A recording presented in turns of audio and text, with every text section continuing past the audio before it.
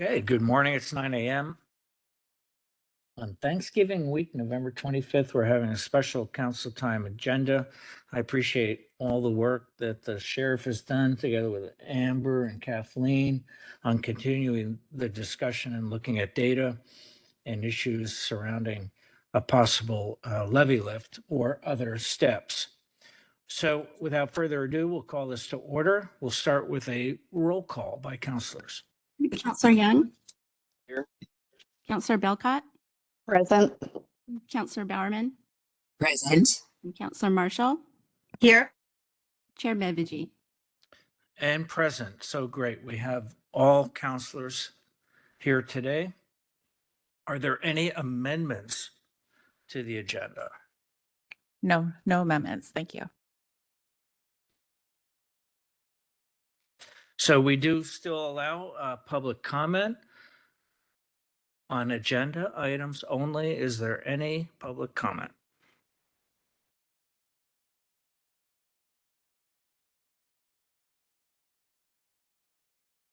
Hello? Yeah, it's my understanding, I'm Carmen De Leon. It's my understanding that they're having problems with money and they're trying to make more money for the criminal justice system. And unfortunately, I just discovered there's over $110 million owed by deadbeat parents, which should obviously be a crime. If you have a child, you should pay for that child just because you're not with the wife. Doesn't mean you stop being a responsible parent. Unfortunately, what is it? I think I just read about 19% of parents don't pay that.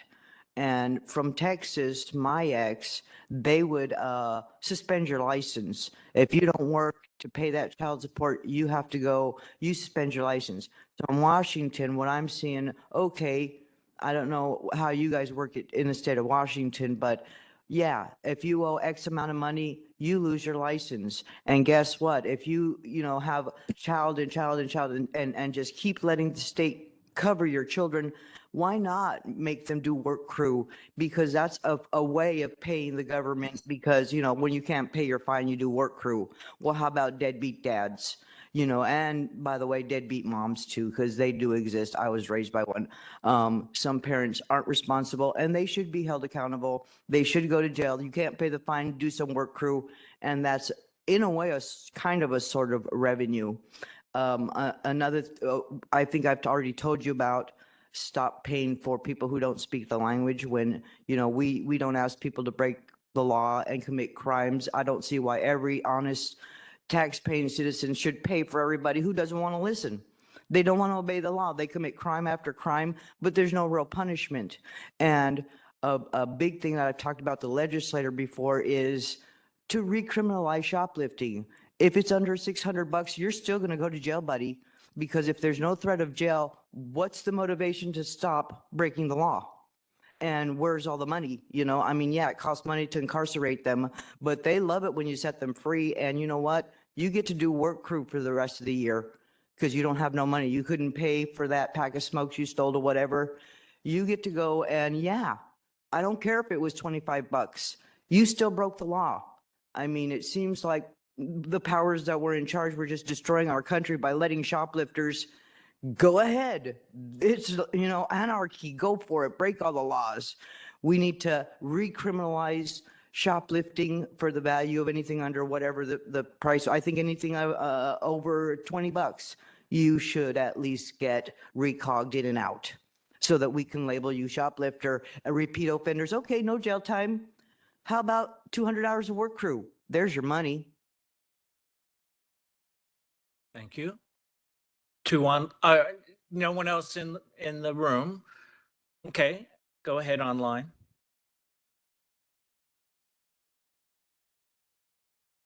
Caller, you've been unmuted. Please go ahead with your comments.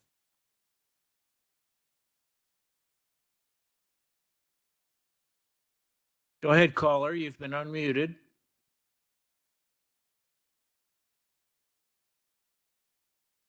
Okay, let's go to the next person.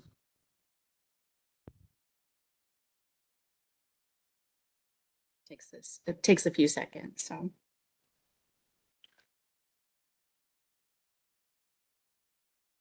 Thank you. I finally got unmuted. Well, good morning. This is Kimberly Goheen Elbin, life citizen of Clark County, Washington. So I've got a few notes on this. I did write a letter to Rebecca last night. I thought about it that maybe we should have the law and justice presentation first, and then we citizens can know exactly what you're going to be talking about. So anything I talk about will be under law and justice. The jail does not have enough laptop tablets. They need more tablets. Our hard-earned tax dollars should have paid for this public service. And so I'm going to kind of wonder where all the monies are going. No in-person court appearance, which is, I believe, unlawful and injustice. Incarcerated people need to go into court personally and get it back to that. We aren't in the COVID pandemic issue thing anymore. The public defender's office is overworked and overbooked. My son, Clark County's poster child for mental and behavioral health, knows of numerous inmates there that have seen their public defender one time out of 6 months. That's ridiculous. We want to know where all of our hard-earned tax dollars went for law and justice and for the court and criminal department. I think there was internal spending to make a bigger government. So astronomical costs for phone services, as there's middlemen that take advantage of the broken system. The phone services is absolutely ridiculous, 20 cents a minute. It's the high cost of commissary, of which is offering inadequate nutritional products, again, at a high cost. I'll add that the vitamin C packets have toxic aspartame in them. They get that every day. Vitamin C is essential. I get that, but it's toxic with the way that you guys have it presented to them. And I'll suggest that the nutrition in the breakfast, lunch, and dinner there at the jail be of better nutrition, especially for those who are locked up for over a month. So I'll be making a public records request as to what foods they eat and the nutritional quality. I can say that these foods are not organic and they're not GMO free, and with the fluoride in the Vancouver water, they're getting poisoned that way also. And because this is a sanctuary county, we have many illegal immigrants, and I'm witness in court. In one day, I heard 3 different translations, languages I've never heard of before. Citizens don't want to pay for that. We do not want to be a sanctuary city. The inflation of these services must stop, and the public and those incarcerated deserve better use of our Okay, hard-earned thank tax you. That dollars concludes your and time. Was minimizing there the cost another of caller after this one? One other? Okay, go ahead.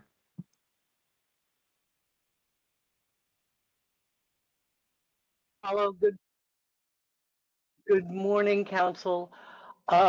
This came up last July. It's odd that it is an emergency now. At that time, Please state your name for the record. oh, Jackie Lane, Lane. At that time, you were looking at a sales tax that would have been inadequate, and as a result of that, inability to budge off of that, the issue seemed to have been dropped. And then if you're going with what Karen proposed on the 18th, you stick us and the future council with an unsustainable structural deficit, meaning some of the staff that this is funding would have to be cut later. Rushing this in to put on a ballot that will have very low voter turnout for February seems ill-considered to me. I think that this should go to the next council, so the bigger picture, both of the council budget and the issue of public safety across the county and Vancouver, can be better addressed. Thank you. That's all I have online. Okay, I do believe that concludes public comment,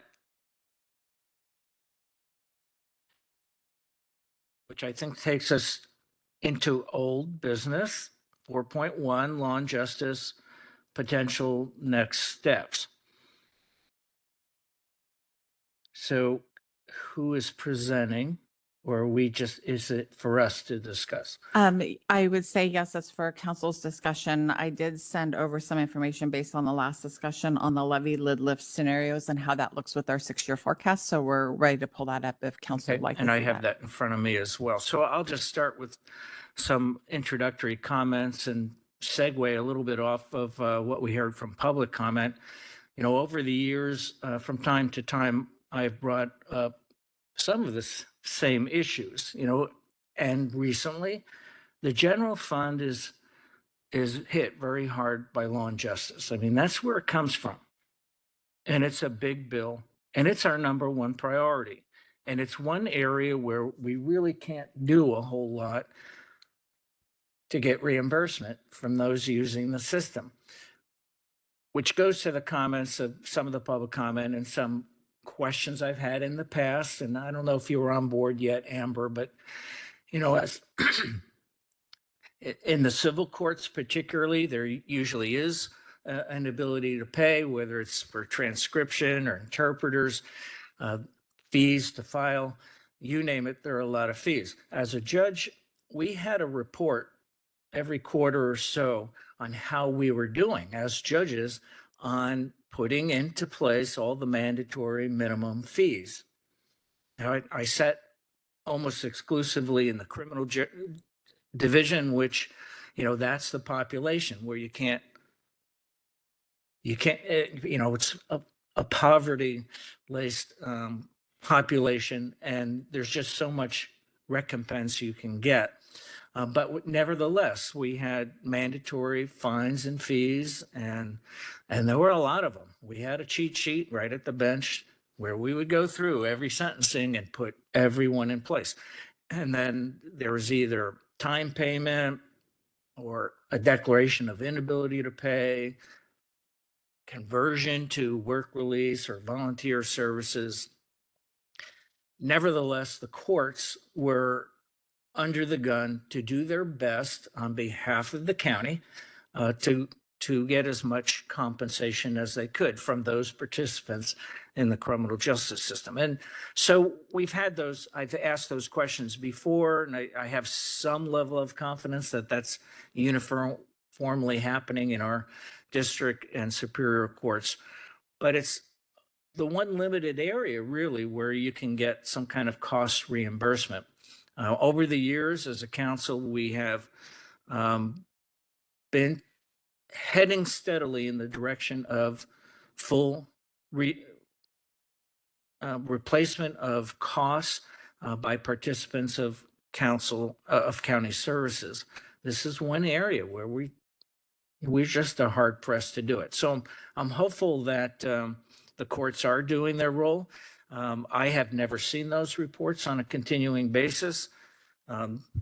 Our equivalent down in California was the Board of Supervisors, and they were monitoring closely, even though we were a separate branch of government and had our own budget.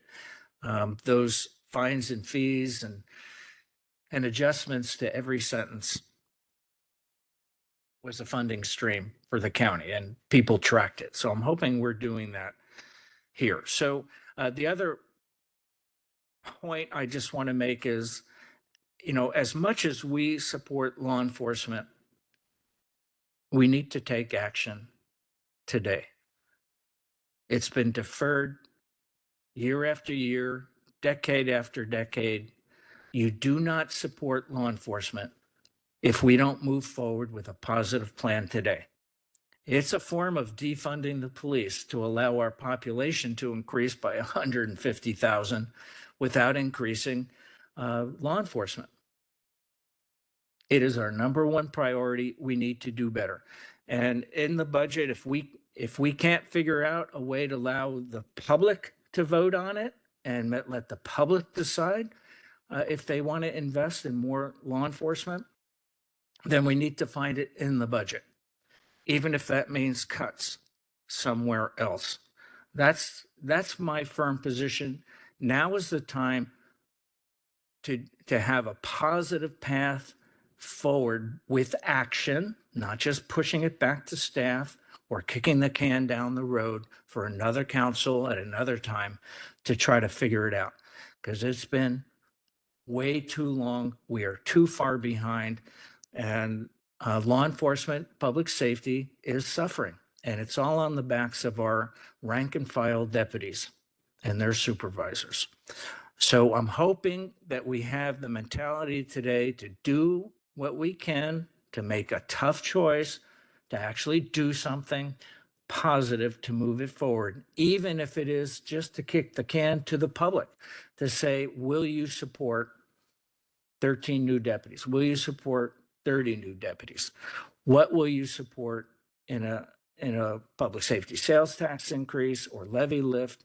What does the public support? And leave it up to the public to decide. So I'm hoping we can take some affirmative action today and not have 2-2 ties or some vote that doesn't move us forward today. Other comments from council?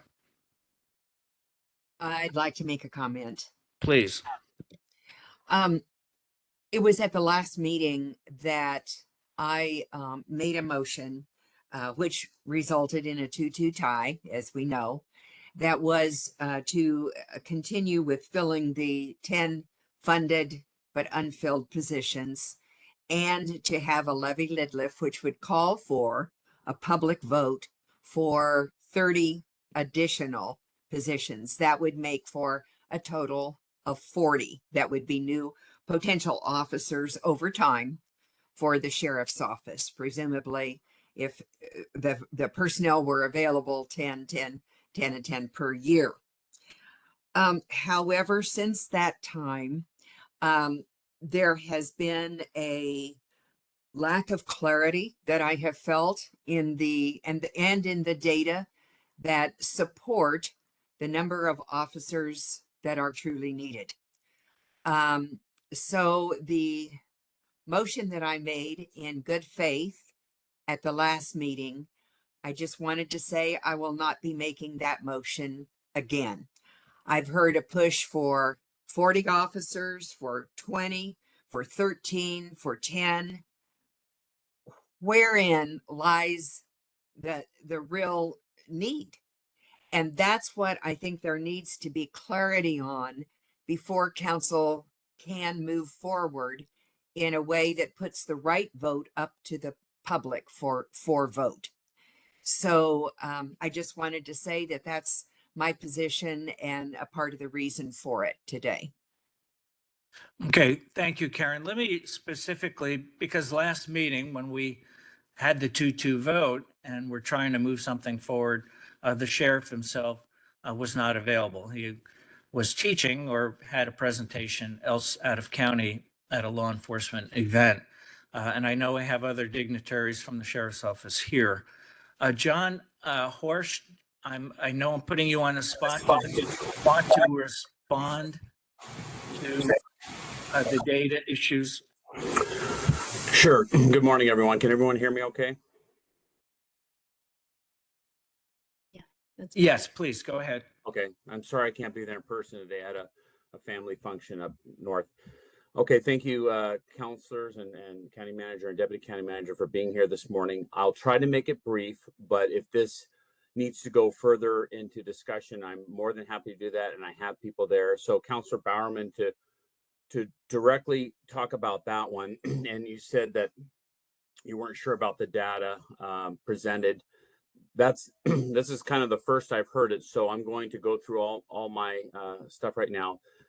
What the sheriff's office needs from the very beginning, it's been presented several times, to actually get to the correct staffing levels that we need is 40 deputies. It's been said, it's been presented, and I can understand how there might be some confusion because different numbers are talked about. So I'll try to, for the record, and if I am not correct, there are, I think, 3 people in the audience that can correct me. 40 deputies was the overall picture when we did our analysis of where we needed to be with our calls, with our population. Everything that is going on is actually 40 sworn, and that was discussed back in July, I believe, twice. Where the other numbers come from, and that's if that's the best case scenario of today, this is what we need, this to be full, to be exactly where we should be. And even that is just an average. That's just right at the average staffing levels for sheriff's office of our size in this state. 40 is the correct number overall. 30 and 20 have been talked about as options. If the levy lid lifts or different tax options couldn't go through, could we get by with 30 approval? And then where does it go from there? What would 20 look like? Those options are kind of like giving the council an option of, hey, if we can't get 40, if a levy lid lift or public safety sales tax can't cover this, and there are downstream effects, what would 30 deputies look like? What would 20 deputies look like? So those conversations have taken place. Where the other number comes from, it's not a 10, it's actually 13. It comes from the actual amount right now of filling mandatory overtime on patrol squads. We have 12 patrol squads. That's where the 12 deputies come from, of plussing them up by one, and you have to have supervision too. You usually, when you add about 8 to 12 employees, you always have to have a supervisor. It's the standard. That's where the 13 came from in the general. When we asked from the general budget, when I presented that to Kathleen a few months ago, is we need 13 right now just to cover the overtime costs. We pay about 1.5 in patrol overtime only, not SWAT callouts, not major crime callouts, not any other type of callouts or other overtime, just to fill the minimums. So that's where that number comes from, of the 12 deputies and one sergeant. You can just say 13 full-time employees. That's where that data comes from, is to fill that, because the amount of overtime being worked out there to fill just the minimums on patrol squads, that would just barely, like, I don't know if it even give us above the surface, but it gets us closer to the surface. That's a movement in the right direction. That's where that number came from. We asked, because we've been told many times, and I don't mean me, but the sheriff's office, I've heard other departments, if you don't ask, you won't get. Did you make it clear what you needed? So throughout the years, sometimes departments haven't asked for things in the general fund, out of the general fund, knowing that there were budget issues. This year, we said, hey, at the minimum, we need 13 deputies immediately, but the overall big ask through, which we know that the budget couldn't handle 20, 30, or 40 deputies, and the downstream effects has to come through other revenue sources. So there's kind of two conversations going down right now, is can the county budget afford some immediate help, immediate assistance in this smaller number, knowing that we have to have a conversation, knowing that we need the sheriff's support for a larger, whether it's a levy lift or a public sales safety tax, whatever that means, knowing that there's other costs to the courts, for the jail, because if the jail isn't running functionally, it doesn't matter how many police officers you have on the street, you need that as well. So I answered that as best I could. We can go into more details if you would like. I don't know if that covered your specific question of where we come up with these numbers and the data, but I could also, I'll just bring up real anecdotally, we have 2 people that are leaving our agency that are veterans, that are tired. They are tired of the overtime, and they feel that the county and the sheriff's office doesn't care about them, which isn't true. But they're laterally to a different agency, and that costs us money because we put a lot of time and investment in them. So that's just one example. It just came up about a week ago. It's brought to my attention, and that was one of the main reasons. And I said, I believe it was about 2 weeks ago, this engine, you have to put oil in the engine. We need people to run for public safety. It's getting dry, and the engine's going to break, and we're probably already at a breaking point. We can only do so much. We are trying to put our resources out there as best we can to meet the public's needs. But officer and deputy welfare, wellness is extremely important, and we can see it. We can see some of the leaves that are coming up, the FMLA leaves, and for different reasons, and the stress that it puts on them. The engine's not going to continue running well if we don't add bodies here. So, ma'am, if that answers it, or if you have specific questions, I have some of the data stuff here, or I also have 3 people in the audience that might need to fill in for me.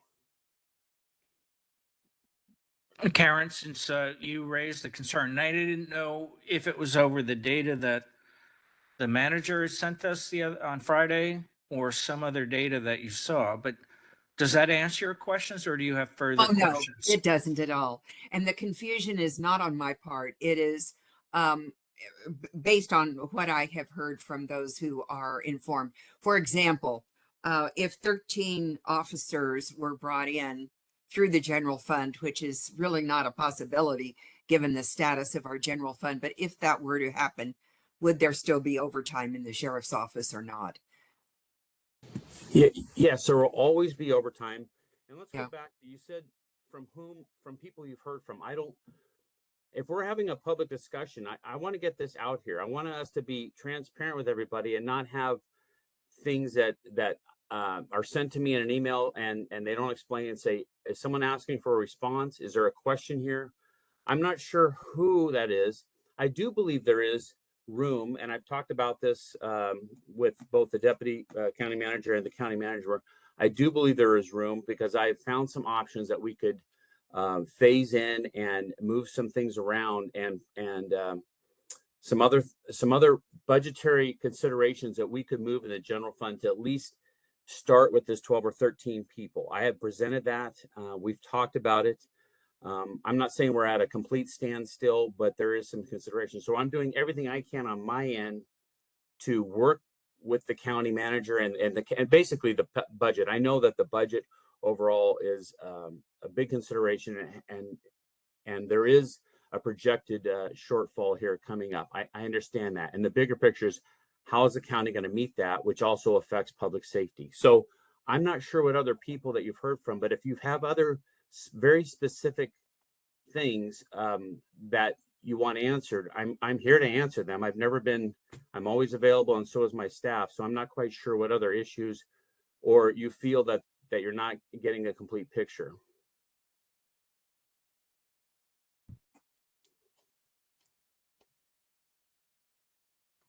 So other questions, Karen? I mean, this is kind of a Well, turnaround since you had made no, the I- motion last time. And so we haven't had I any really other public meetings. I So really don't let's- have other questions, Chair, but the point on the overtime that I just mentioned is that originally the understanding was that if there were 13 additional positions, it would take away that overtime, that $4 million in the budget. No, And presumably incorrect. then, Ma'am, I you're know. right. That's incorrect. Yeah. It comes from let me explain this a minute. And we did the numbers with Mark Gassaway. So I believe that if he's online, he can also chime in. The patrol overtime comes to about $1.52 million a year. There is other overtime. You are correct. Overtime will never go away through a variety of reasons. Call it, the total overtime is $4 million the sheriff's office spends. 500,000 of that is reimbursed through Pacific Corps on contracts, the amphitheater, different contracts, they motocross, you name it, about 500,000. So 3.5 million is actual overtime costs. 1.52 of that is for patrol coverage of the minimums. And I talked with our finance people and I've said, are these numbers? And they have said to me, hey, these are numbers that I've worked with Mark Gassaway on. So there will always be, you're correct, there will always be overtime. It's not a one for one. And as you've seen, you have the mall shooting, you have the SWAT call outs that you guys probably don't even see some of them. Those all cost money. They're unexpected. We were fortunate we didn't have riots and during the election that can cost $30,000, $40,000 in one night. And those are not anticipated. So you're right, there will always be overtime, but 1.5 million is to cover patrol.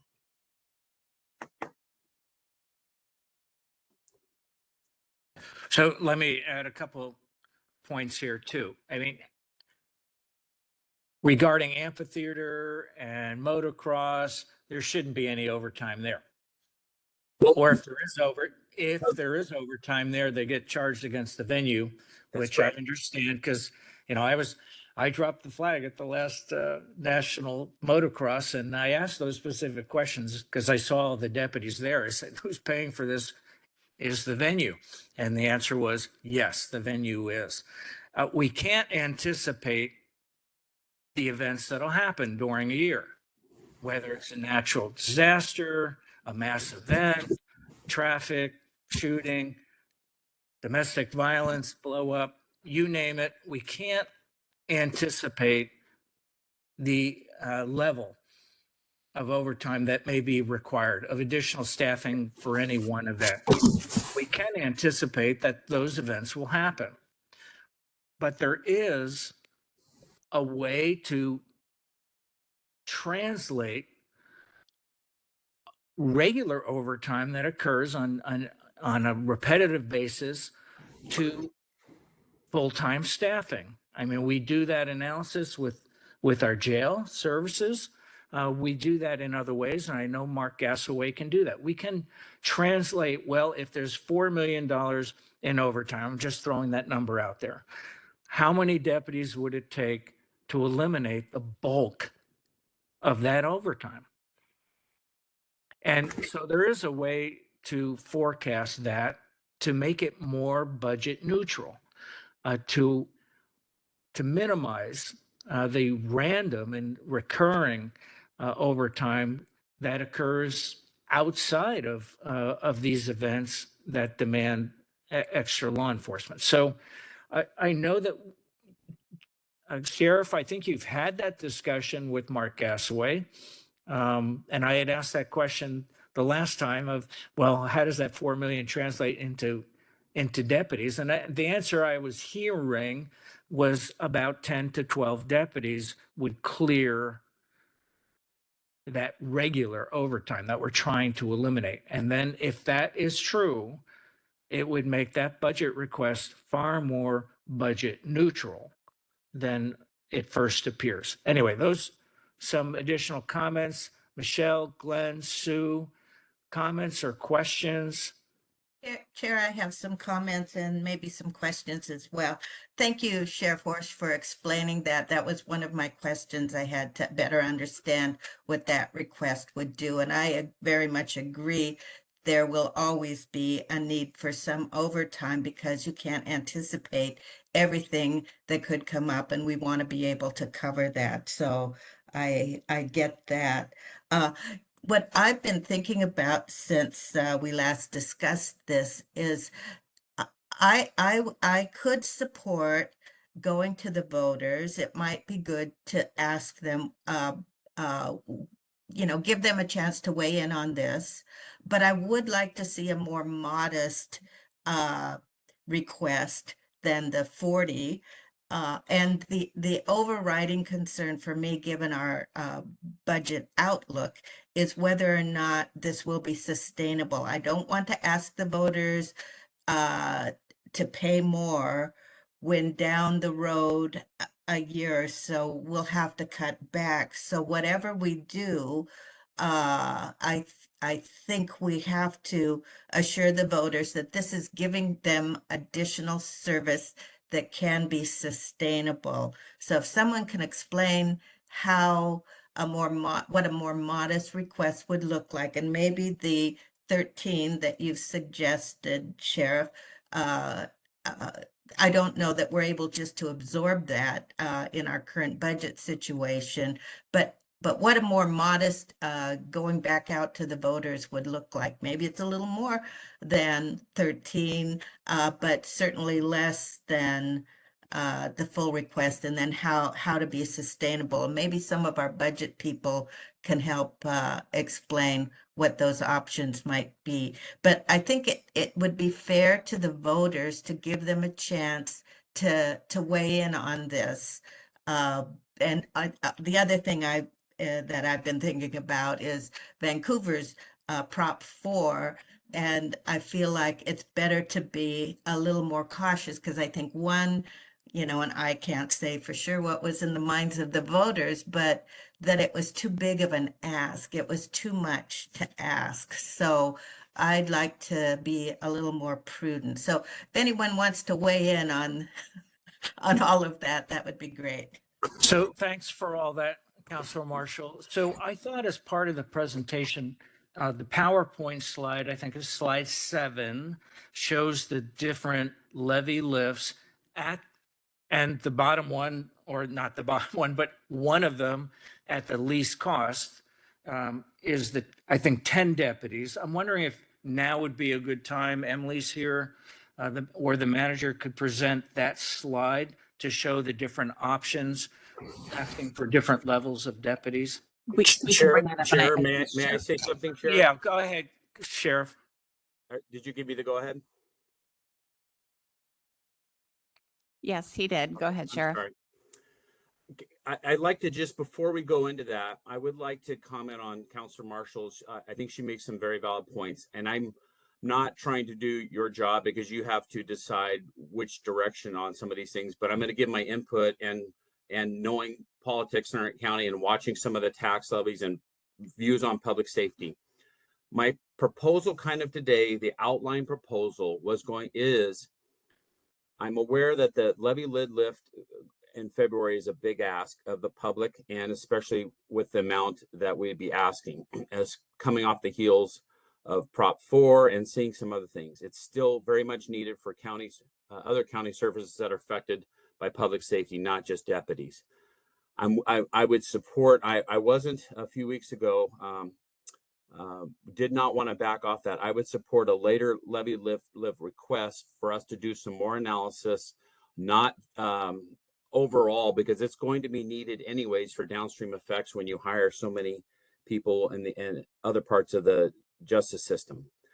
So my proposal, and I've been trying to work, and we have been, I shouldn't say I'm trying to work, is there is room, I believe, in the general fund to get the positive plan today, like the chair said, is some action today that we're showing that we can hire people out of the general fund. I proposed ways to mitigate that. In fact, almost get it to neutral costs before a levy lift is asked, because that is the bigger picture. A temporary small win for everybody would be to get an approval through the general fund of hiring full-time law enforcement officers, whether that be 10, 12, or 13. 13 is what I asked for.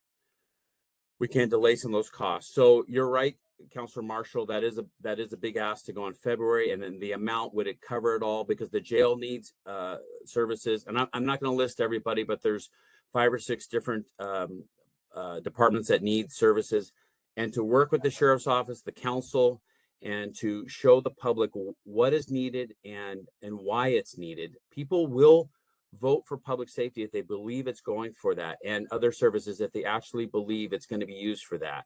So I'm in favor of delaying a levy lid lift, not for February. If that was on your agenda today, Chair, I'm just saying that I can understand the need for maybe in April, or I'll get the dates wrong, or maybe in August. But today, or this current budget cycle, which is going to be voted on by the end of next week, is I do believe there is room in the general fund for law enforcement officers, for the sheriff's office, to get us a kick started.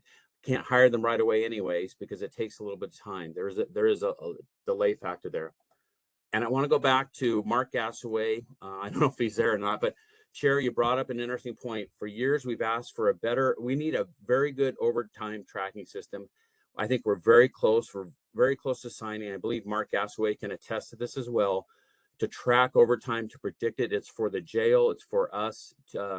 That makes a difference. The program that we were looking at, and I believe, I don't think we've signed completely, but I think according to my undersheriff, we're very close to signing. And I believe Mark Gassaway has agreed this is a much better system.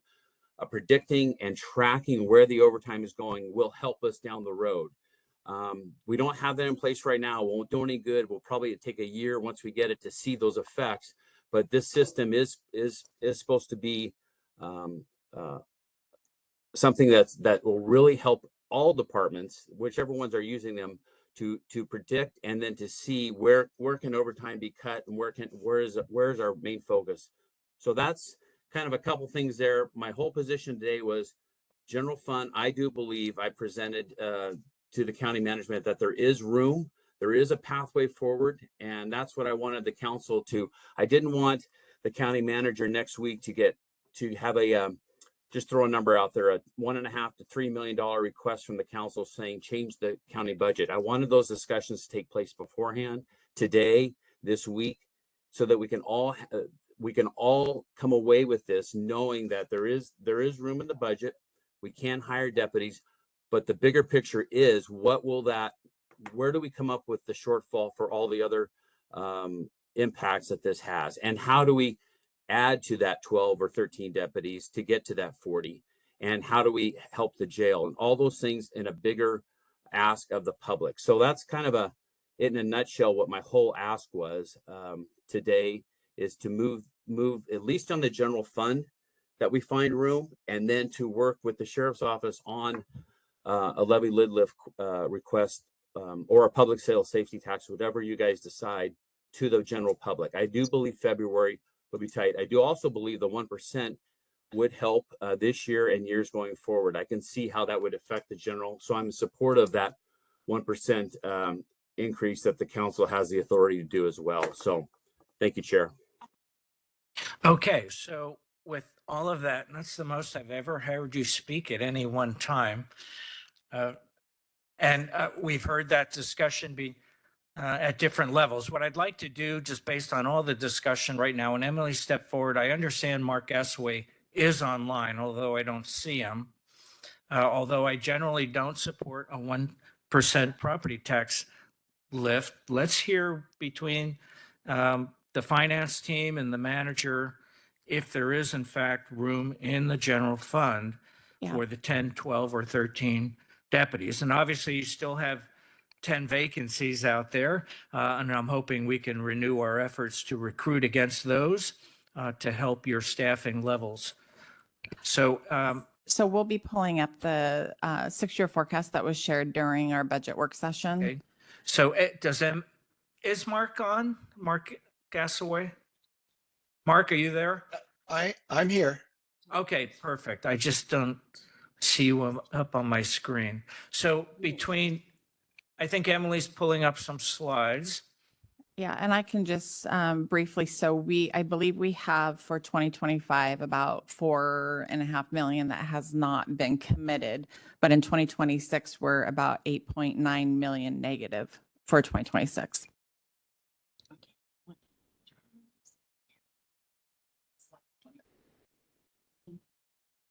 Thank you. Sorry. So the forecast in front of you does include the 1% in the forecast, and the 1% is only included for 2025, not for the remaining years. But you can see on the part that's outlined in black for 2025, there's a 4.69 million that is available for one time. And then for 2026, that number is negative 8.866 million. So, and that does not include any new requests for 2026.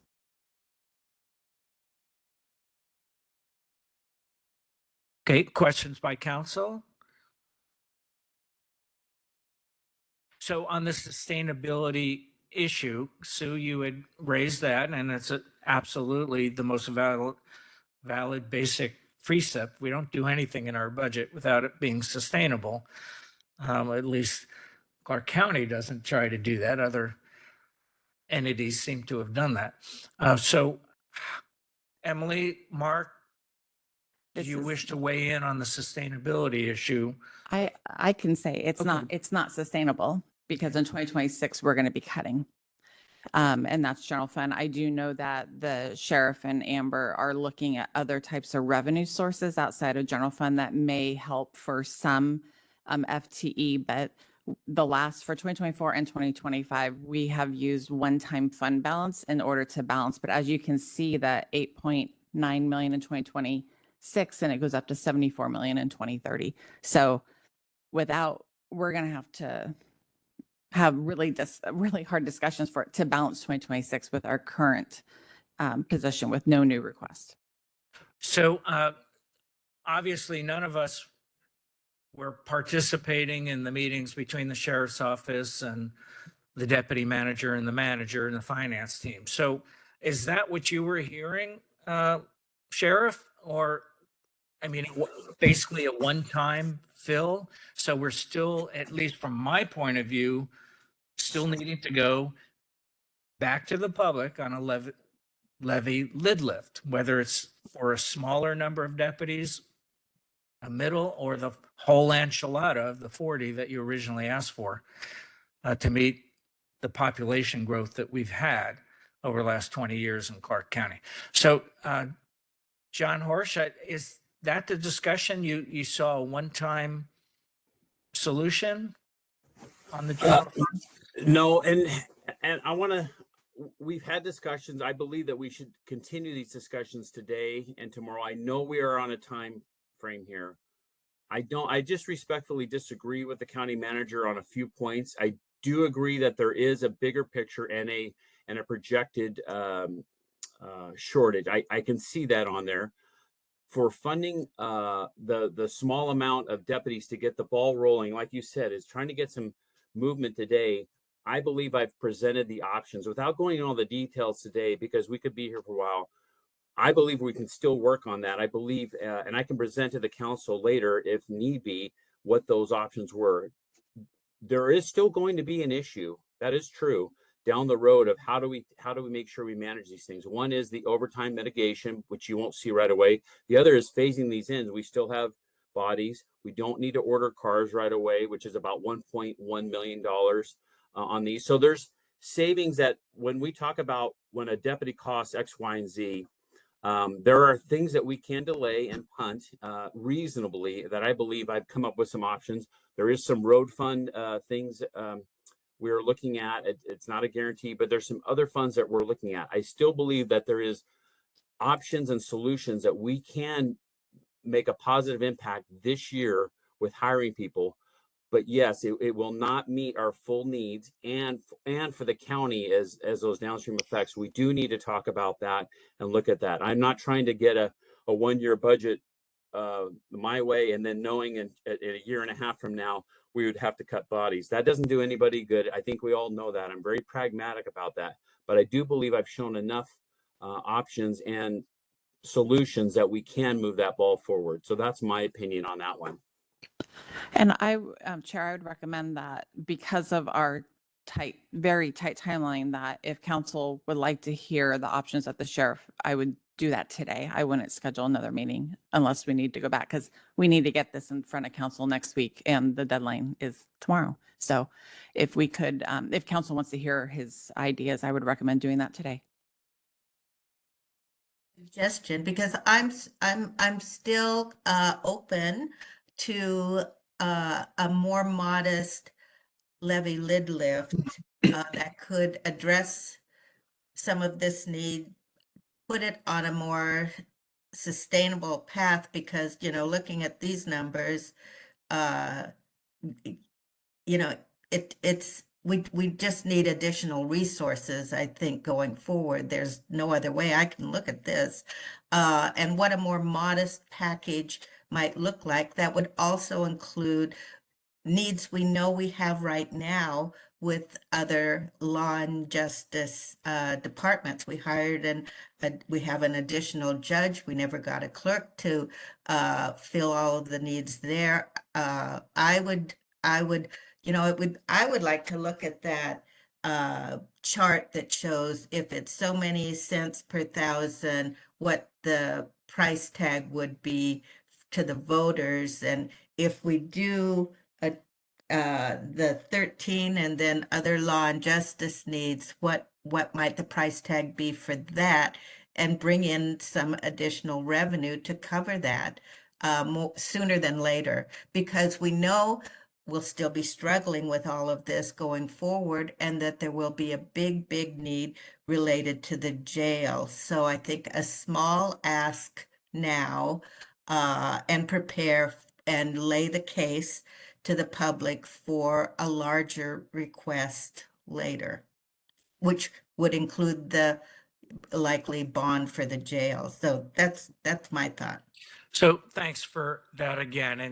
And I'm thanking you because it's exactly in line with at least a bottom line position that I tried to express at the very beginning. We need to make a decision to move forward today. And Sheriff, I mean, you mentioned it, you're aware of it, and I think all of us are very cognizant. We don't want to hand the next council, okay, now we need to do a levy lid lift because we're out of money and we're going to have to start letting sheriff deputies go. We don't ever want to do that. This has to be sustainable. And I think what we're looking at in the numbers and what we've been presented before and what's on the screen right now clearly shows we need additional revenue to support this growth. You still, once you fill those 10 vacancies, then you won't have that salary savings in the budget. That'll go. And if we add 10, 12, 13 new deputies, you know, we don't want to be down the road 1 year. And if we do a levy lid lift, number one, we don't know that it'll pass. Number two, it takes a while to start collecting that revenue if it does pass. So there may be a period of time where the math just doesn't look too healthy. So that's what we want to avoid. I think we can't avoid looking at a levy lid lift. So and let's just further discussion. I would like to go to that slide that shows kind of the minimum, median, and then greater levy lid lifts. I think it was slide 7 of the PowerPoint that you sent Yes. to us on Friday. That is correct. And I do believe, just for food for thought, I did believe I heard the sheriff say he's supportive of a levy lid lift and supportive of potentially not doing it in February, but maybe in April or in the summer.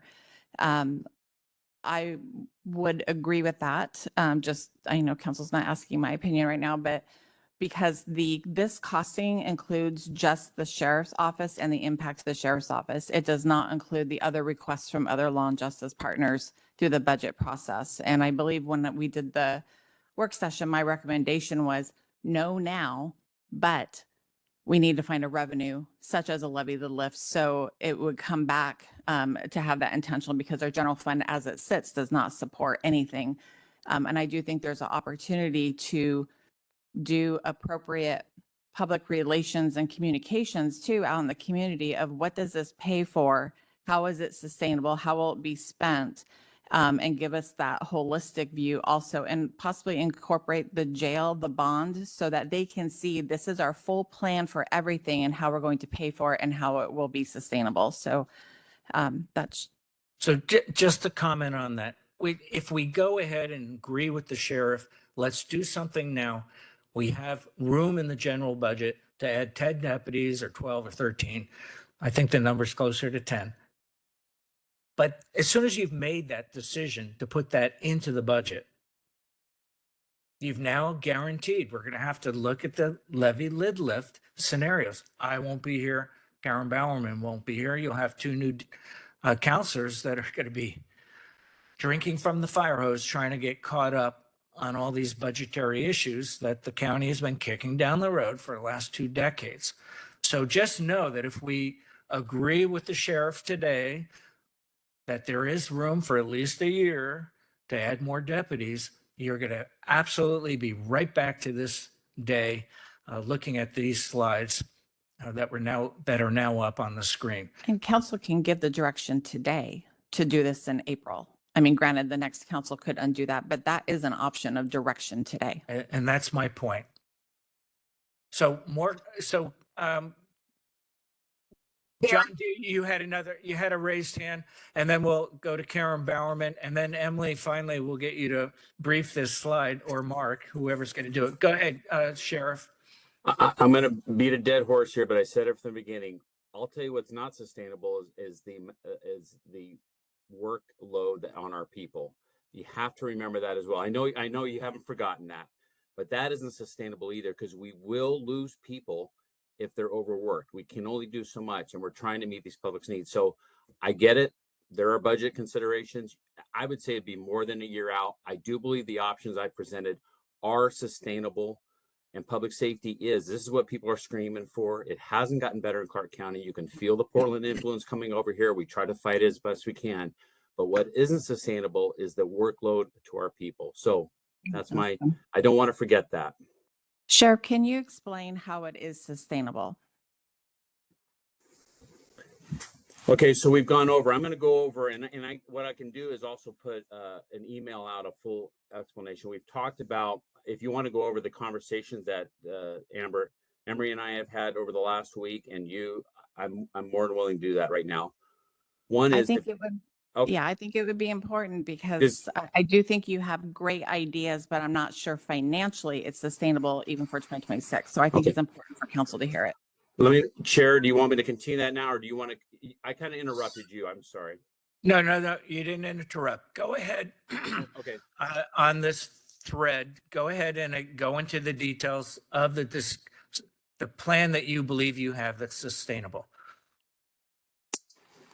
And I do have some people. I think Brian Salsig is in the audience as well, or Jim Hansen. So there might be a crucial part I miss. If they raise their hand, they might want to fill in. So I know this is important that we're talking about this. So I want to keep them in mind. One of the first and foremost, there will be a phase in, a delay, because we still have to fill the bodies. I think projections wise, the soonest we would be hiring, if you approve, let's just use the number 13 so standard for now. You approve 13. I don't think you'll see those even start until 2026 to be hired. So you have a salary savings for that amount of time. You don't have that. We do not have to buy cars. Cars cost $1.229 million. I have all the data right here that I can email you. That is something big that we can delay as far as out of the general fund as well.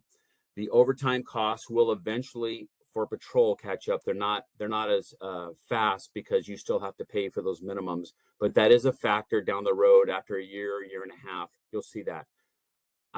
This is a little bit of a plug for the overtime, estimating the overtime. It will, I believe Mark Gassaway would testify that, hey, this program, if it goes into effect, would help us. I also think that there's a few other costs here, and I'm going over them. I'm going over my notes as well. Sheriff, Go ahead. Sheriff, I'm going to have Rebecca pull up the spreadsheet just so council can see what you're speaking to. Okay. Bit of a delay, so hold on. Keep going. I'll have her pull it up once it comes through. Okay. And I'm going to say, I want to be accurate here. When I said net neutral, I said close to it. There are some options that I believe we got it down in the sheriff's office down to about $570,000 still that would need to be funded out of the general fund on one option. If we take off one or two bodies, that would eliminate that. Each person with the equipment, so everybody knows, runs about $250,000 for the first year. That's the gun, the vest, the vehicles is and then salaries and benefits. After the first year, it goes down because you've bought that vehicle and you've paid for that equipment. So that's kind of when we're talking about this, that's a general idea of how much a deputy position costs in FTE. So if we got down to the five, I don't see it pulled up. I'm not sure if this is the one you have, Amber, pulled up right now. Yes, she Yes, has it's that up. one. It's up. We have it on the screen. Okay. Thank you. Sorry, I can't see it. You see the total cost right there.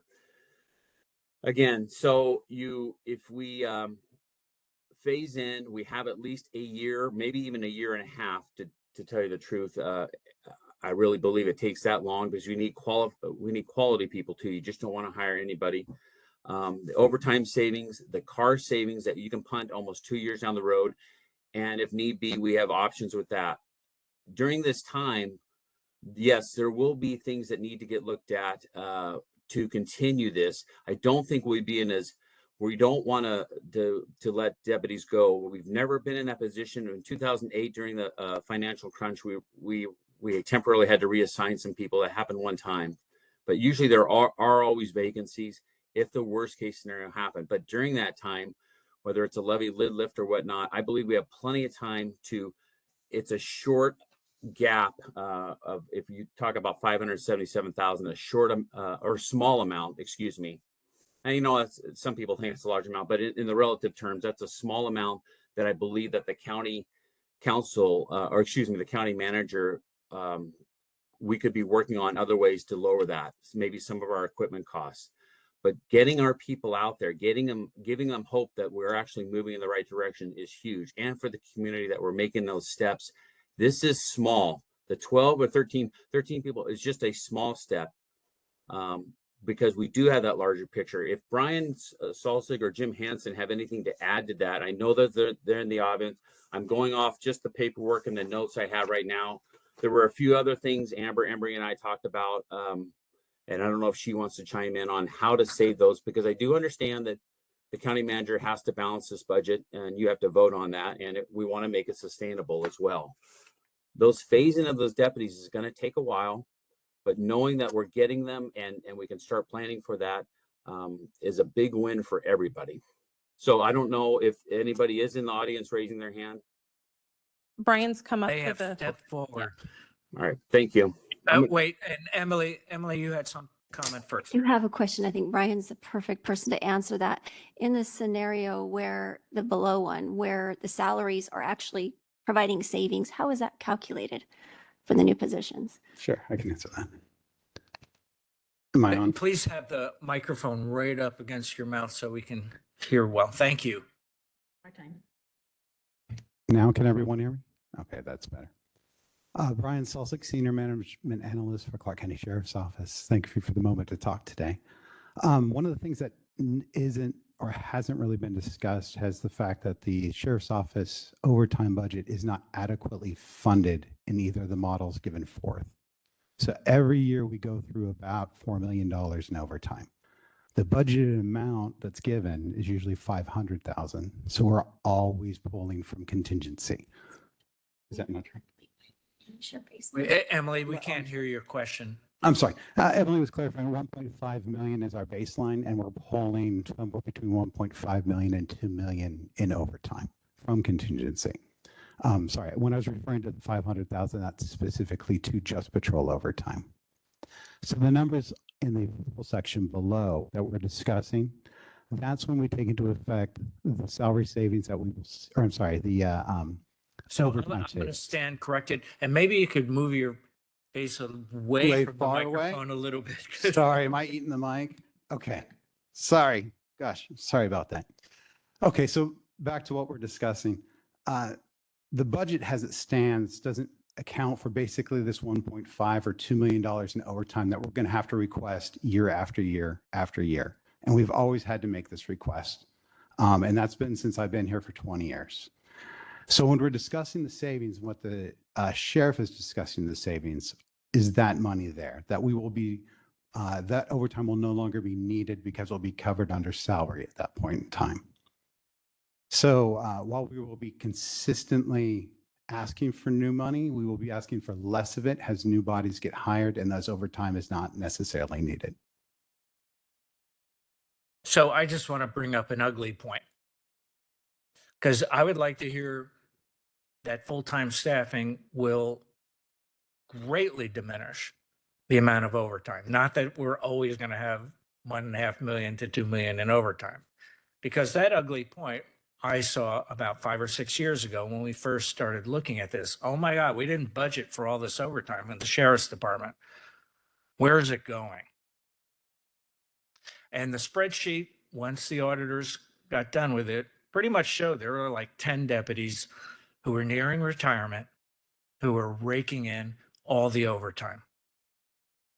It's kind of a classic trick throughout the United States and those that have public service and public pensions to boost their outgoing salaries upon retirement. So that looked really ugly. And I don't know, I was told, and it was a prior manager, that was under control, that the sheriff, and it was a prior sheriff, was paying a lot more attention to making sure that overtime wasn't just increasing salaries for those that were about to retire. So it needs to be closely managed, and that it's up to you and the sheriff and his staff to minimize the amount of overtime. So if we're going to commit to additional deputies full-time, we need to make sure that we are driving down as much as humanly possible that unforecast overtime, unbudgeted overtime, because it's $1 million hit, $2 million hit, a $4 million hit this year every year. And so we need to get on top of that. And, I don't manage the sheriff's department, nor does the county manager, but we do pass the budgets, and we're going to have to ask that you really sharpen the pencils and watch that programming. I understand there's a new software coming out that may help manage that's kind of new to me in the last few months, 6 months. I hadn't heard of that before, that it actually took software to manage overtime. But in any case, did you wish to present further? No, just I think the important takeaway on that is that regardless of how you look at it, the budget is not going to be sustainable. Whether we are paying for officers through overtime so that we meet those minimums, or we hire them, either way, we're in an unsustainable future. Okay, and Sheriff, you had another comment before we go to Karen Bowerman? Well, yeah, I think his last comment is we're talking about the overtime budget not sustainable, correct?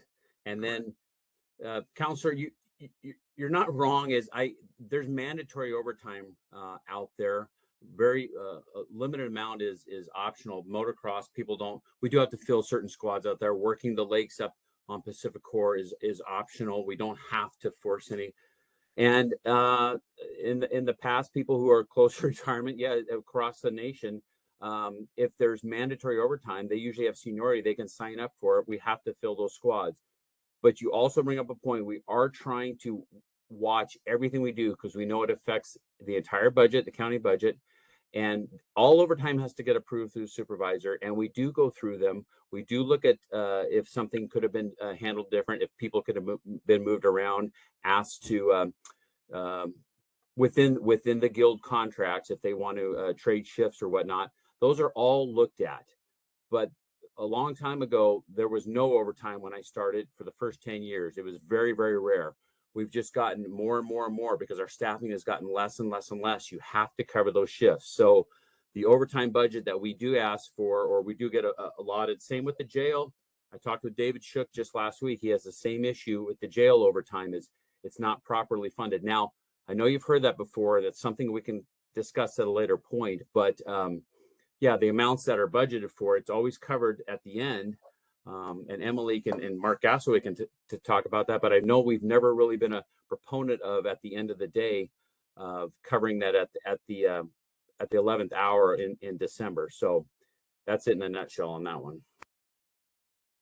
Okay, Karen, you had raised your hand earlier. I think you're on mute. I can't hear you. Thank you. Earlier is the key word, because at that time I had two questions, and one of them was, how do you see the general fund as being sustainable? And the second one was a little bit more about overtime, which I'll address. But instead, we've learned that with the general fund, it's not net neutral, but it is close to that. If that is the proper word, close, with it being still about $570,000 in arrears. So I have a little bit different question now, focused on that overtime savings.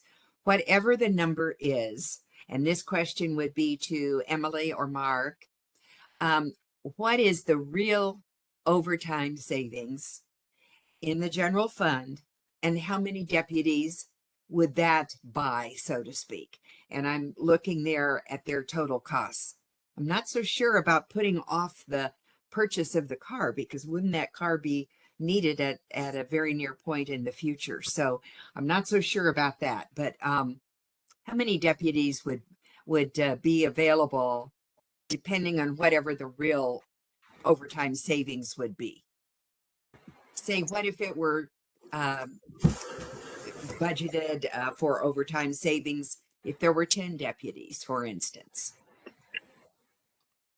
Are you, excuse me, are you asking me or Brian Salsic? I can answer, or he can. Well, I was actually asking Emily or Mark. Okay. This is Emily. I can say, just reiterate that the sheriff's overtime budget, there's a baseline budget of 1.5 million that they get every year as part of their general fund budget. Every year, and the ongoing overtime discussion has been something we've talked about ever since I've been the director, that every year we have to shore that up through vacancy savings or through use of contingency. And we do that every year with one-time funds. We haven't updated the overtime budgets ongoing because it's not sustainable based on the general fund forecast. So the savings was something we'd have to calculate, but that additional above the 1.5 every year is not budgeted. So there would not be ongoing savings to pay for those deputies. There would be savings in the one time that we transfer every year to cover that, but it's not going to reduce the impact to the general fund ongoing. So we'd have to recalculate that forecast to really show those impacts, to show the totality. So Emily, you would probably be continuing the 1.5 million in the baseline budget as you already have it there. Is that correct? That's correct.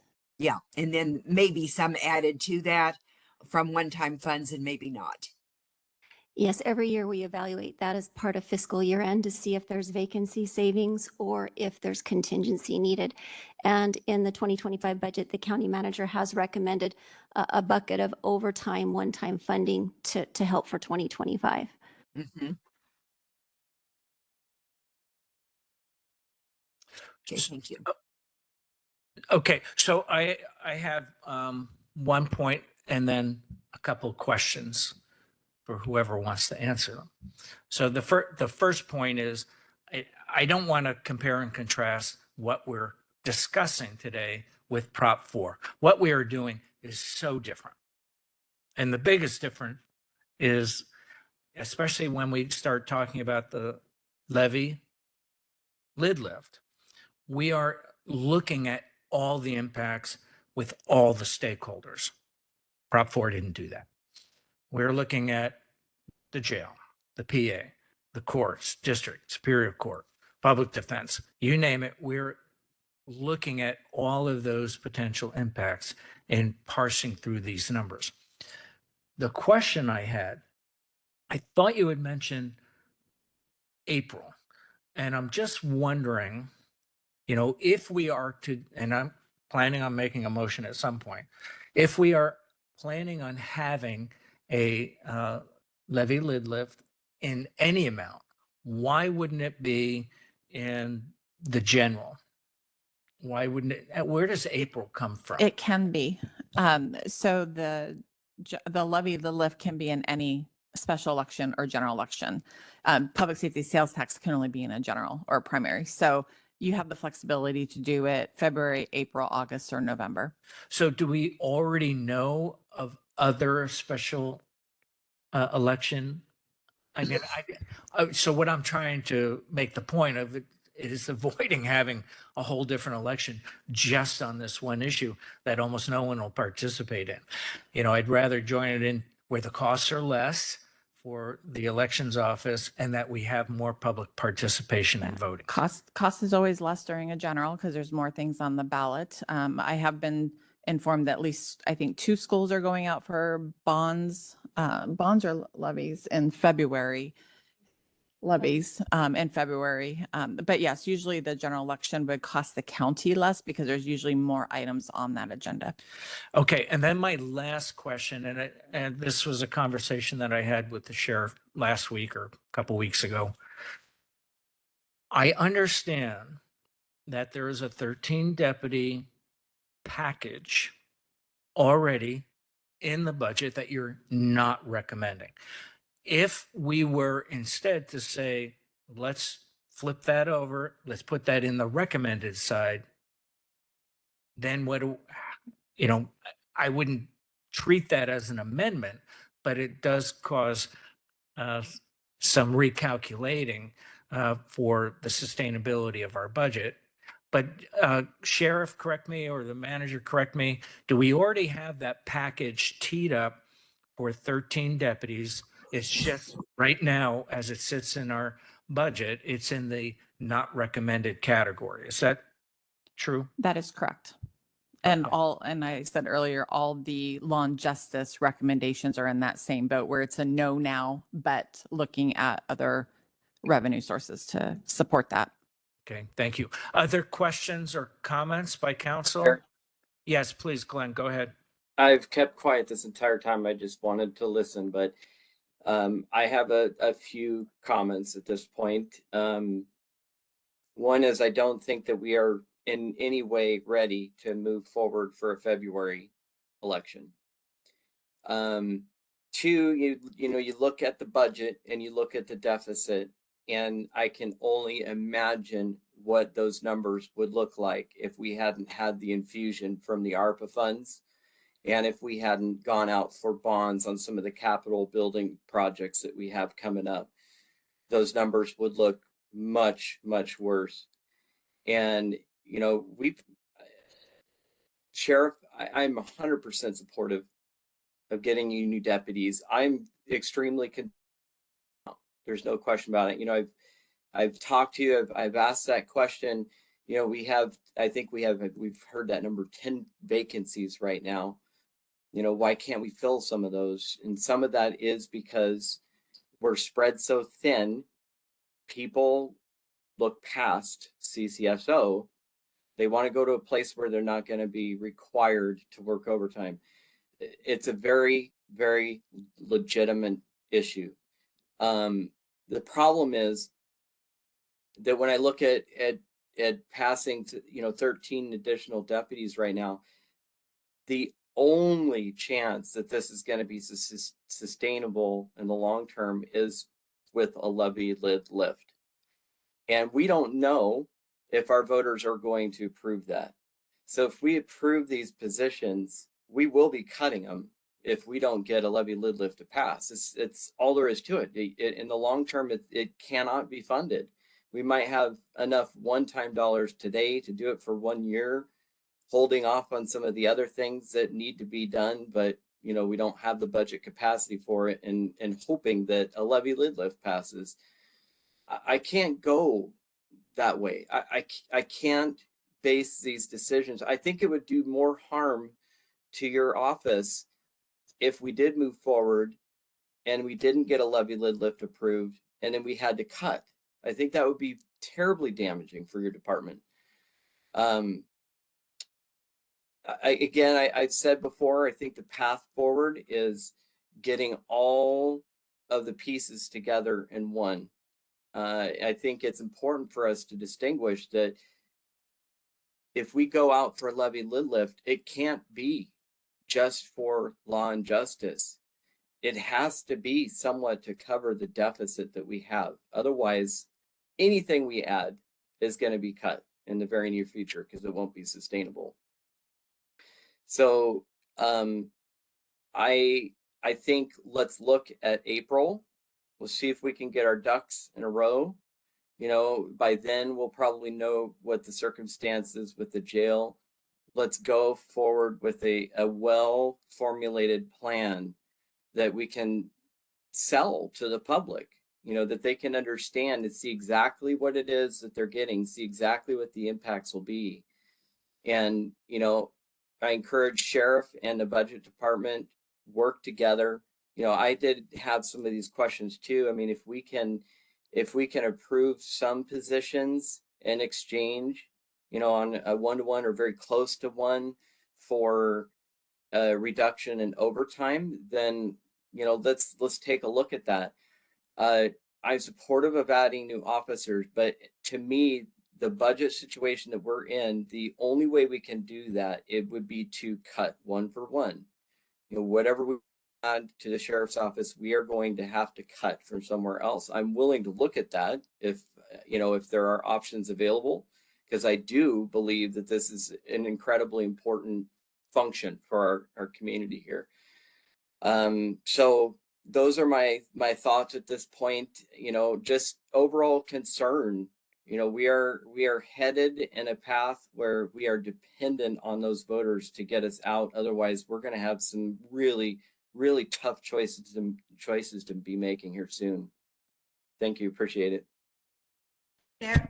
That was really dire, and I always try to be more optimistic, but certain of outcomes. And because of the phasing, the time it takes to hire and train and put people against the budget, if the levy lid lift did not pass, and I would propose at the general election, you won't have to make any cuts whatsoever because they wouldn't have been hired yet. Councilor Marshall, go ahead.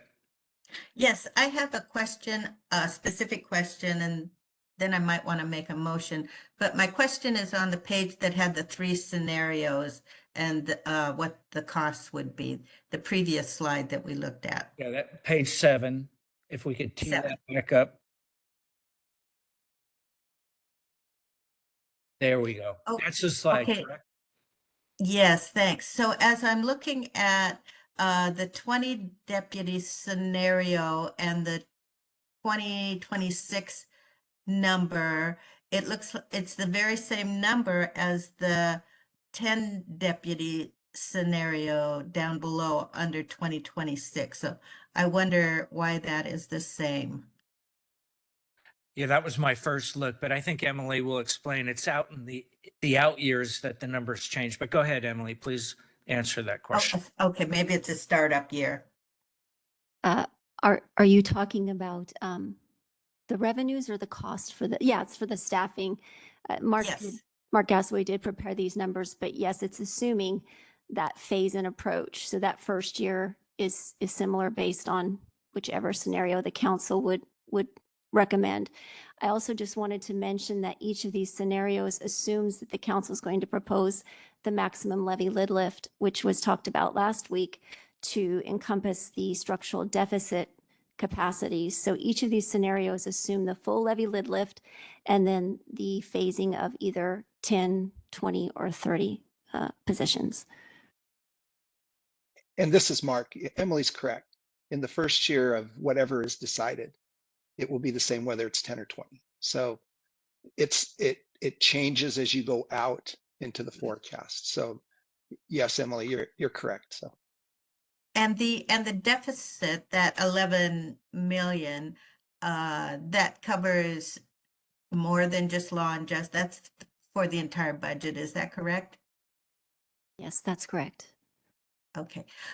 So I still have not given up on a February levy lid lift, and I could support the 13 that the sheriff is requesting, along with what is needed for the law and justice staffing. I don't see that really under that 10 deputy scenario. I don't see that we would be able to really do anything with the within the current budget without getting more revenue.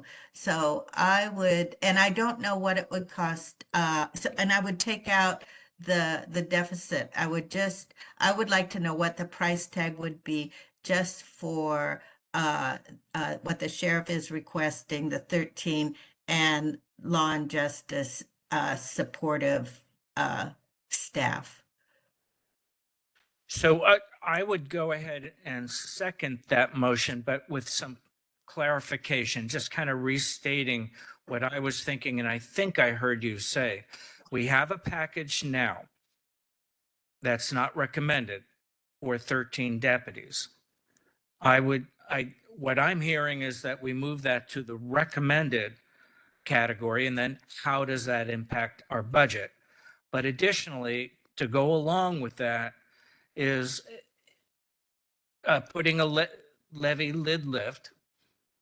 And I really think we are at a disadvantage if we do it at a special election that's just simply asking for more money from schools. And we always have low voter turnout. We need high voter turnout because it'll go to the entirety of the county, as well as the city of Vancouver, which just voted down Prop 4. So we need to have as many voters as possible. So I guess it's a friendly amendment, if you will, suggest that we put it out to the general election, but a specific lift that instead of 10 deputies would cover the 13 that we would approve in the budget package that the sheriff has already submitted. Yeah. So does Go ahead. I can appreciate that it's friendly, but I wouldn't agree to it. Okay. Because I think if we're going to the general, it's the larger package that includes the jail and everything. My thought is we would be testing the water with this February vote to see, it would basically serve as a poll to see if the voters are interested in supporting law and justice. And it would be several months away from the general. So if it failed, we could, put together a larger package. If it passed, then we'd be in good, in better shape, not the best shape, but better shape to support law and justice. As we move towards putting the bigger package together. Fundamentally, we need more revenue. We need more revenue, I believe, sooner than later. So it would be a smaller ask earlier in the process, and hope that we can be successful, pull the bigger package together, go back to the general. Okay, fair enough. Did I That's my get it right, motion. though, that you would be in your motion recommending the package that the sheriff has already submitted for the 13 deputies that are in the, Only with the levy lid lift. Because our current budget isn't sustainable without adding anything else to it, really. So it would only be contingent on the levy lid lift.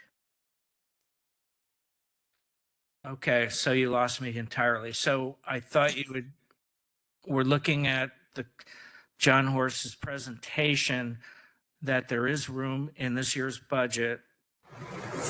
At these, Yeah, I don't see that as sustainable, though, is the problem. Without additional revenue. So my motion would be contingent on the levy lid lift. There may or may not be a second for this. But that's my John, best thinking right go this ahead. moment. Sheriff. Well, I'm You just have- going to say this bluntly, the priority has been, and you have all said the support, we need immediate help. So you could tell the county manager to move some of the priority budgeted. That's what's been recommended. That's the other part of this. Let's just, save what it is. I'm trying to find options of moving things. It's not best to buy two cars 2 years later. That's correct, Councilor Bowerman, but it does punt. It does give us room. I've come up with a lot of options I'm talking about, but there can also be other movement that you just tell the county manager, this is not the priority right now, and to balance that budget if that's the biggest concern. So something is going on with my mic. It's turned up, now it's flashing green, yellow. You've got your microphone has gotten very low, Chair. Okay, now it's There you go. a solid green. All right, so it sounds like Councilor Marshall's motion was far off from what I thought. So is there a second to Council Marshall's? Okay, I don't hear a second. Are there any other motions by council? Okay, so I will make my own motion that we move the not recommended 13 deputy package of the sheriff's office to the recommended. And then we'll see when we get to the budget, what other cuts we may need to make. And I would tie it to and not 10 deputies, but 13 deputies levy lift. And I'll go with Councilor Marshall's earlier versus later, because I think that helps. As to Glenn's point, we don't want to cut positions later. So if it fails in February, then the hiring will have to not occur for the sheriff's department. I mean, you have 10 vacancies already, John, that you need to fill. I know all of this takes time. Yeah, we've actually filled some of those. We got the December Academy coming, so it does take. You always have a few vacancies. That's almost impossible to meet all the way up. Okay, so anyway, my motion is to recommend approval in this year's budget of the 13 deputies recommended or asked and justified by the sheriff's department, and a levy lift for 13 deputies in February. Is there a second? I have a clarifying question. Would that Yes, include please. support for other law and justice departments? Well, that's not what he said. That's up. That's included in That's these included. numbers for the levy lift. Okay, okay. I'll second it. And can I just ask? Yes, please, clarify a Kathleen. question? So it's basically the bottom one there but for 13 instead of 10. And then I believe this also includes support staff for the sheriff's office and the other one, but that, are we also going with the higher amount on the deficit on that as well? Because if not, that won't be sustainable either. If we don't do maximum levy lift. So I'm going to And- answer your question with a question. Would that be at the 27-cent level? Yes. Okay. And we also would not, if this passes, we don't get the revenue until 2026. So just so that you know. But it'll be, as far as buying guns, holsters, body cams and cars, all of that wouldn't be occurring until the out years anyway, once staff is hired. So yes, I would suggest that 27-cent level per thousand Okay, of so it's assessed value would be part of the motion. Glenn, you had a question or comment? Yeah, I was just going to point out that, you know, if we approve these today, you know, predicated on a levy lid lift being approved in the future, just keep in mind that changes the messaging that we're going to have to deliver to the voters for the levy, because those will be currently funded positions. And I don't know exactly what we would say, you know, be more like help us keep our deputies rather than help us fund new deputies. Just wanted to point that out. Sheriff, I just want to clarify real quick on a comment the chair made. You're not hiring until end of 2025, 2026 best case scenario for this new batch, because you're continually hiring for your vacancies. But this portion, if it was contingent on levy lid lift, you wouldn't be hiring until that time, the following year anyways. Do I have that correct? That's Or correct. close to? Okay. That's yes. I can't guarantee it, but yes, looking at the projections, yes. And I would just add, we see this in some of our construction projects, road projects as well. We work funding packages. As part of the pie, we look at grants that are coming in. If the state was to pull those grants, then the simple answer is work stops. It gets put off into out years. If we don't have the money, then you don't hire the deputies. If you don't have the money for the road, you don't put the road in until you do have the money. So, I mean, this is not just a quick snapshot in time that we're in debt and then we can't react to it, especially because it does take so long to hire people. So we have a first and second further discussion. Glenn? Yeah, clarifying question real quick. So the motion on the table is the maximum levy lid lift? 27 cents per thousand of assessed value. Okay, Yes. and so then that would go to fund 13 sheriff's deputies and the remainder would go to the general fund for deficit? I'll let Amber, shaking her head yes, we'll let Amber answer that question. But my understanding when we first saw these numbers for the levy lift, it was taking into consideration all of that. But let Yeah. me have. So Go it's ahead, it's Kathleen. based on your motion, it's 13 that are being asked for in the budget process. So not 10, 13, and the impacts to the law and justice system and the deficit. And I would also recommend, and Chair, it's up to you to include in there that it's contingent on passing. So we're not recruiting unless we know we have the revenue source, even if we can't hire until the end of the year. Good point. Amber, did you still wish to add something? Nope, that's exactly what I was going to say. I concur Okay. that those are the pieces. Thank you. Chair, Please, Karen.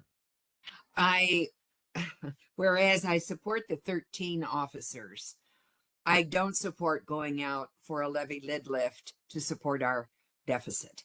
I just think that that is a request that won't pass. And if it were understood or if it were not understood, that is a big, big question that is going to be a tough, tough sell. And Sure.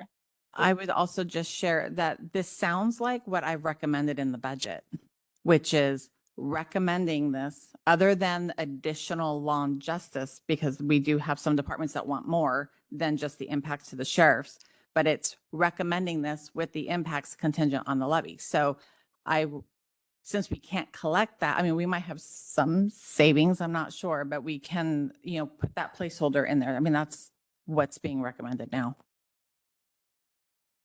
Glenn, I think you had an additional comment. Yeah, I was just gonna say I agree mostly with Councilor Bowerman on that. It will get a little bit convoluted, but the reality is that, I mean, we can fund law and justice, but those are going to be the first positions that have to be gone after once we boost the staffing for it, if we don't fix the deficit at the same time. So we got to make cuts. If we don't fix the deficit somehow, we have to make cuts. That's all there is to it. And where do we do it? I don't know. We're in a tough place. Chair, I agree with Councilor Bowerman. I don't think the voters it's not a winnable package to include the deficit in there. That's why my motion didn't include the deficit. But it would bring in additional revenue. And then I think we could lower the amount that we're requesting, which I think a smaller ask would be more likely to be successful. Fundamentally, we need more revenue. So I would just I agree with restate. Counselor. I agree with Go Counselor ahead, Bowerman and Counselor. Michelle. I agree with Counselor Bowerman and Counselor Marshall. I don't think including the deficit money will get us anywhere either. So what are We're we going to gonna have to do make then? some cuts down the road across the board.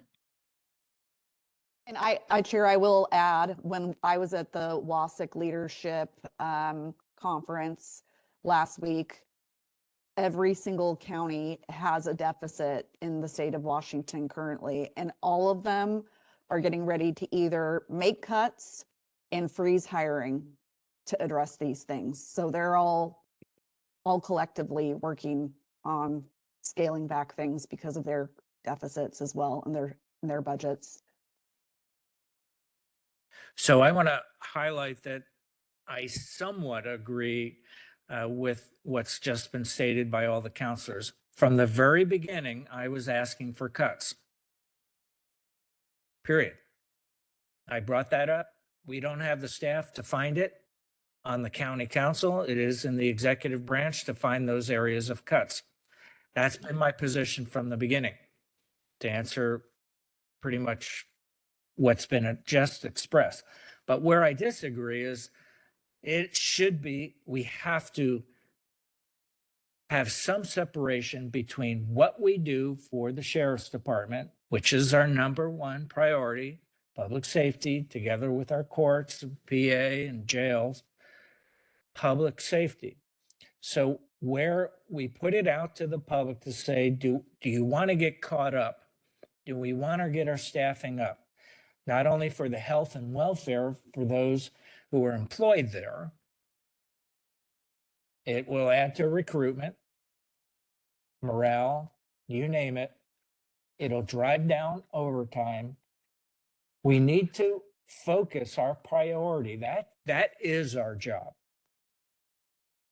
And so that was the basis of my motion to get that package approved, to show that we support the sheriff. We support law and order. It is our priority. And we're going to ask the public to help fund it.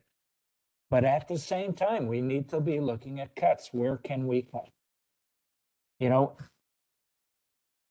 Goods and services, inflation, is hitting everyone, whether it's buying eggs or milk or gasoline or paying for our road projects. It has impacted the county and we have limited streams of revenue. And then, oh, by the way, we still have that $3 to $4 million or more of sales tax leakage. That's never going to end. Yeah, but so anyway, I think if what I'm hearing is that we're getting so diffuse on the discussion that we're going to end up doing nothing again today. But Councilor Marshall, go ahead. Yes, could we look at the that chart of how many cents per thousand and where we wind up at? Because if we take off the deficit of 11 million, I wonder where that would put us as far as the levy lid lift and what we're asking the voters. Can we look at that? It would not fully cover the deficit. So we're still going to be in a reduction for 2026 if we only put out there for the 13 officers and the impacts.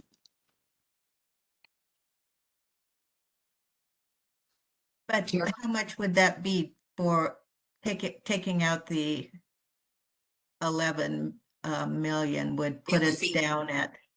It would be 28 million minus 11. 17 million. Okay, so that might be 18 cents. So it'd That's- be 95. That 95. scenario, pardon, Budget Director Emily Switzig, that Yep. scenario is for the 30 deputies. So if you're just Oh, proposing funding the 13, it's going to be very close to the numbers that were proposed in the 10 officer scenario. So the budget request is about 2.1 million ongoing. And I would say if it doesn't start until 2026, we would project, you'd probably look at maybe a 3 million proposal or just a little bit less than that. If you can scroll up just a little bit, Rebecca, to show the, you could go with maybe the 3 cents, the 3.1 million. That would essentially pay for the ongoing cost of the officers. But that would not address any of our structural issue. And so we still have that issue to address in 2025, no matter what this proposal is. And then in future years, that deficit is still there. Chair, Please, go ahead. just listening to this entire conversation, what sense that I can make out of this is that we need a two-step process. And unfortunately, you and I, Chair, will not be on the council when this would come about. But step one would be to cut for a sustainable budget in the general fund. And step two, then to go out for public safety sales tax, preferably, or levy lid lift to support the sheriff's office. That's the way I see it. And that would work. It wouldn't be a pleasant process because of the cuts that need to be made, but it would work. thank you for your clarity on that. I think you're absolutely right. Yeah, and I always thought that was correct. And I think if we recommend today to approve the sheriff's 13 deputy package, that we will see that analysis in the budget. The manager is going to have to look for those cuts elsewhere. I think council is going to have to provide some policy direction and with elected officials because as I had shared with you, the majority of the general fund is law and justice and the largest budget is the sheriff. Second largest is the jail. So they're already strapped for resources. Okay, any other comments, concerns, amendments? So to- the one thing I would add to this, I think it's important, is if we are not looking to backfill some of the deficit, then we need to instruct the county manager now to get working on budget cuts because it's coming. Okay, well, that's what I'm saying. But in any case, I sense that when I call for the vote, it's going to be voted down and we would have solved nothing. Any other ideas, amendments?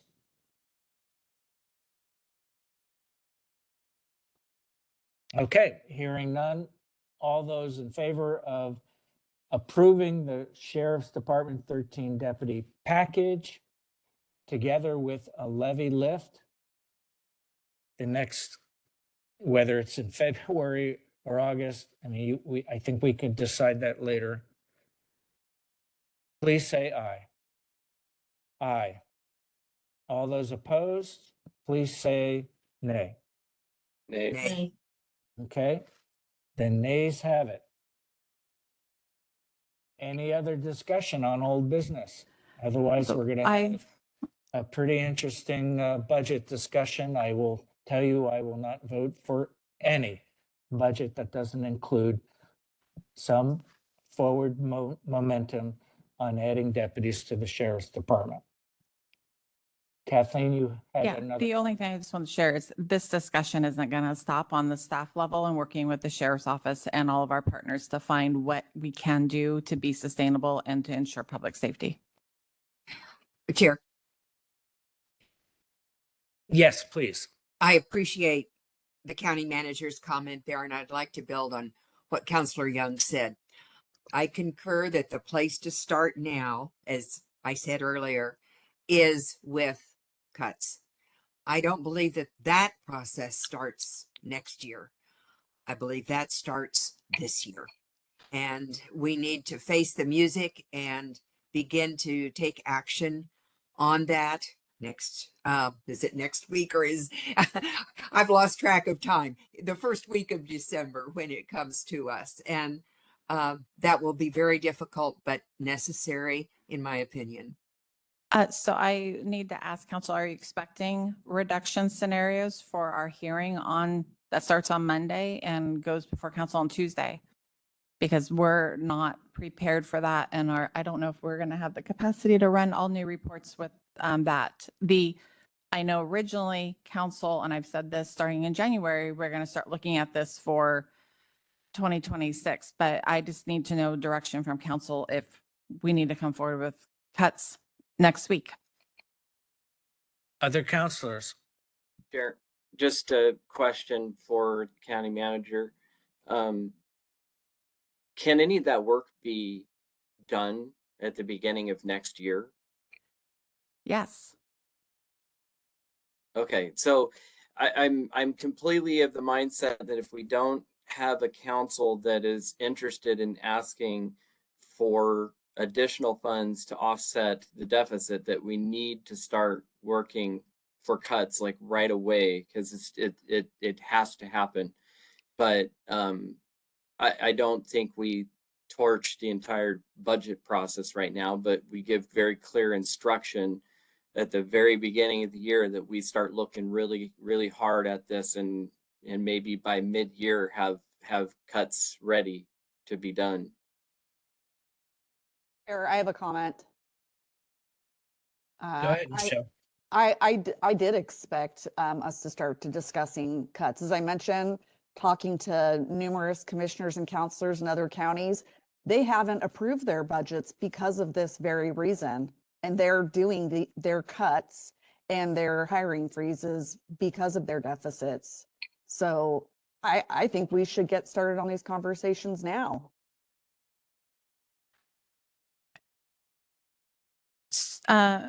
So we've been talking about this for the last 6 months about how we're not balanced in 2026. Luckily, we're balanced in 2025. And council's last meeting is next week. And I've also shared with council, we're going to have very intentional discussions with the council, elected and department heads starting in January, weekly or every other week, to talk about how do we balance in 2026. Luckily, we're not upside down in 2025. So is council wanting to meet between now and the end of the year to look at cuts? That's going to be a hard lift. And the discussion has just changed from adding revenue to add support to turning around and cutting. And that's a huge shift within a 2-hour discussion. So does council want to meet between now and the end of the year? I need to know, because that was not on our agenda.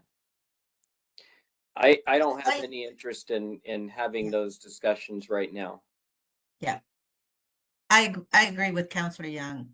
Let's wait for the new year and pick it up early in the new year and be very intentional about it. Okay, so I think we've culminated. There's nothing else on the agenda today. Any last comments or questions before we adjourn? Just a reminder, if any counselor has amendments for the annual budget process, you need to provide that 48 hours in advance, and our elected testimony is next Monday. So this week you need to be communicating with your fellow counselors of any amendments to the recommendations. So my only last comment is to the sheriff. If you're still in conversations with the finance team and Amber and Kathleen, and look and come to some agreement on a proposed amendment, please, we do have a 48-hour rule to put that in place ahead of time. Please continue the conversations, continue conversations with the council, individual counselors.